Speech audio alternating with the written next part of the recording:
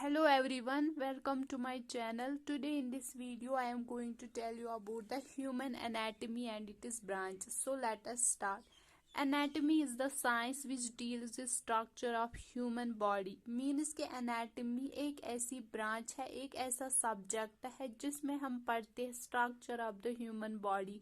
Means की human body में जितने भी ऑर्गन्स होते हैं, जितने भी पार्ट्स होते हैं, इनका इंटरनल स्ट्रक्चर कैसा होता है, ये सब हम एनाटॉमी में पढ़ते हैं. नव एनाटॉमी को जो है वो ऑलमोस्ट 10 कैटेगरीज में डिवाइड किया गया है. So let us see the divisions of the anatomy. The first is cadaveric anatomy. Cadaveric anatomy is studied or dead embalmed preserved bodies usually with the naked आई.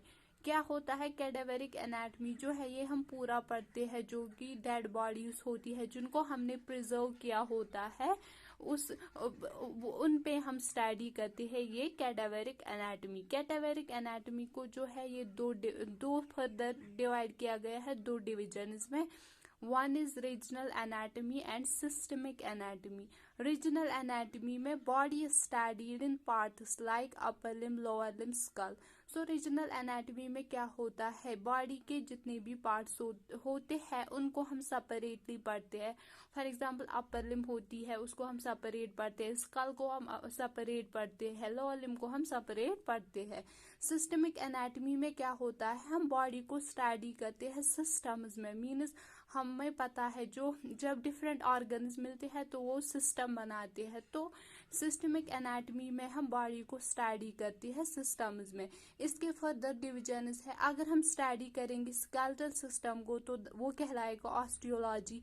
अगर हम मस्कुलर सिस्टम को study करेंगे वो कहलाएगा myology. इसी तरह हम articular system जिसमें आता है जॉइंट्स, लिगामेंट्स, टेंडन्स को अगर हम स्टडी करेंगे तो इसको हम बोलते हैं आर्थ्रोलॉजी और सिंडेस्मोलॉजी.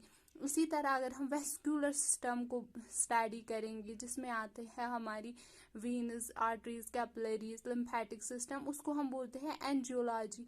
अगर हम नर्वस सिस्टम को स्टडी करेंगे इसको हम बोलेंगे न्यूरोलॉजी. इसी तरह बॉडी के जो सिस्टम्स होते हैं बाकी, जैसे एंडोक्राइन सिस्टम हुआ, डाइजेस्टिव सिस्टम हुआ, रेस्पिरेटरी सिस्टम हुआ, इसी तरह यूरिनोजेनिटल ट्रैक्ट हुआ, तो उसको हम बोलते हैं स्प्लैंकोलॉजी.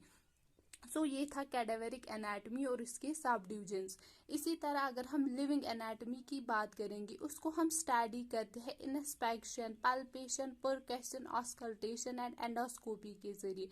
फॉर एग्जाम्पल इंस्पेक्शन मतलब देखने से हम इसको स्टडी करते हैं. पल्पेशन एक ऐसा प्रोसेस है जिसमें हम हैंड्स का यूज करके किसी भी पार्ट या ऑर्गन को फील करते हैं. परकशन इसमें हम थोड़ा सा टैप करके स्टडी करते हैं. टैप किसी भी बॉडी पार्ट को टैप करके मतलब स्टडी करते हैं. ऑस्कल्टेशन में हम यूज करते हैं स्टेथोस्कोप का. जैसे अगर हमें हार्ट बीट सुननी होगी तो यूजुअली हम 5th इंटरकोस्टल स्पेस पे स्टेथोस्कोप को प्लेस करते हैं और हार्ट साउंड्स को सुनते हैं. एंडोस्कोपी में हम क्या करते हैं, एक कैमरा को इंट्रोड्यूस कराते हैं बॉडी में किसी भी ओपनिंग के थ्रू और स्टडी करते हैं जो भी ऑर्गन हमें स्टडी करना होता है. तो that is about the living anatomy.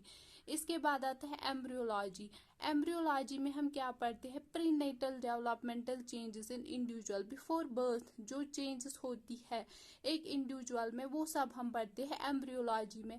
Embryology के फर्दर दो सब डिविजन्स होते हैं. ऑन्टोजेनी जिसमें हम डेवलपमेंटल हिस्ट्री को पढ़ते हैं, मतलब कैसे एक पूरा फीटस बनता है, पूरा जो है कैसे कौन सी प्रोसेस इनमें इन्वॉल्व होती है. फाइलोजेनी जिसमें हम यूजुअली एवोल्यूशनरी हिस्ट्री पढ़ते हैं.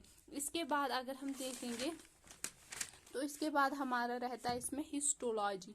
हिस्टोलॉजी में क्या होता है, हम स्टडी करते हैं स्ट्रक्चर्स को with the help of microscope. इसके बाद हमारे पास आता है सरफेस एनाटॉमी या टोपोग्राफिक एनाटॉमी. इसमें हम क्या करते हैं, इसमें हम स्टडी करते हैं डीप स्ट्रक्चर्स ऑफ बॉडी को in relation to the skin surface. मतलब स्किन के थ्रू ही हम जो है वो डीप स्ट्रक्चर्स ऑफ बॉडी को स्टडी करते हैं. For example dorsal pedis artery that is located in the foot. जब हम इसको पैल्पेट करते हैं। तो इसके पल्पेशन से हमें पता चलता है मतलब पेरिफेरल वेसल्स के बारे में। फॉर एग्जांपल अगर ये लो और एब्सेंट पल्स होगी इसमें तो ये इंडिकेट करता है पेरिफेरल वेस्कुलर डिजीज है।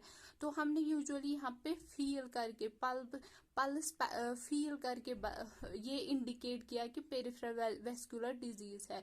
ये यूजुअली सरफेस एनाटमी और टोपोग्राफिक एनाटमी जो है ये होती है यूजफुल इन क्लिनिकल प्रैक्टिस में।